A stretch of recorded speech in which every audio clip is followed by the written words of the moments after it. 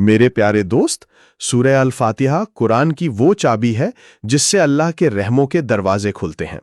आपने बहार शरीयत, जो मुफ्ती अमजद अली आज़मी साहब की किताब है और आला हजरत के बताए तर्ज पर आधारित है, का जिक्र किया है, तो मैं उसी रूहानियत और अदब के साथ आपको हर आयत का मकसद समझाता हूँ।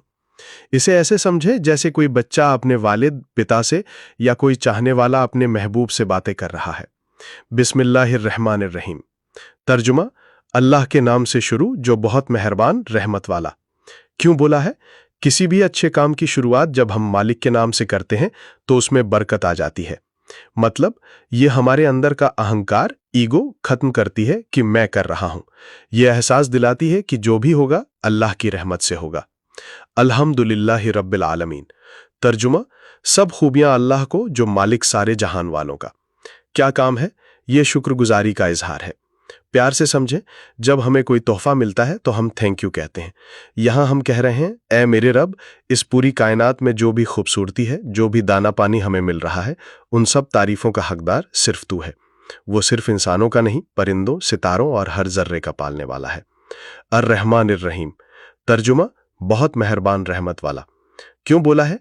ये हमें उम्मीद दिलाता है। मतलब दुनिया में लोग छोटी सी गलती पर नाराज हो जाते हैं, लेकिन अल्लाह रहमान है जो बिन मांगे सबको देता है, और रहीम है जो बार बार तौबा करने पर माफ कर देता है। ये आयत कहती है कि डरो मत, तुम्हारा मालिक बहुत दयालु है। मालिक यौमिद्दीन। तर्जुमा, रोजे जजा, इंसाफ के दिन का मालिक। क्या काम है? ये हमें जिम्मेदारी का एहसास दिलाती है।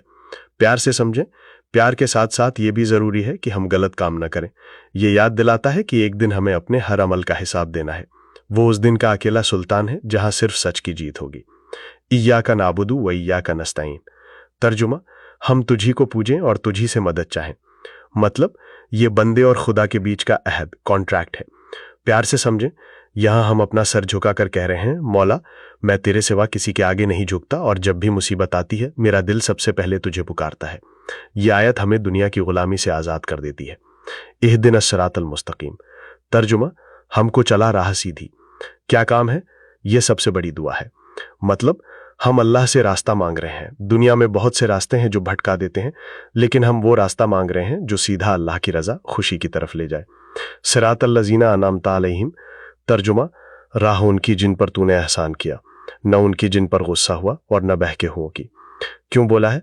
यह हमें मिसाल, एग्जाम्पल देता है। प्यार से समझे, हम कहते हैं, अल्लाह हमें उन लोगों की राह पर चला जो तेरे नेक बंदे थे, जैसे नबी, वली और सालेहीन, जिन्होंने प्यार और सच्चाई का रास्ता चुना। हमें उनके जैसा मत बनाना जिन्होंने अपनी जिद में तेरा रास्ता छोड़ दिया या जो भटक गए। एक खास बात, जब आप आखिर में आमीन कहते हैं तो उसका मतलब होता है, ऐ अल्लाह, मेरी इस गुजारिश को कबूल फरमा। बहार शरीयत के मुताबिक नमाज में इसे पढ़ते वक्त ये महसूस करना चाहिए कि आप अपने रब के सामने खड़े हैं और वो आपकी हर बात सुन रहा है।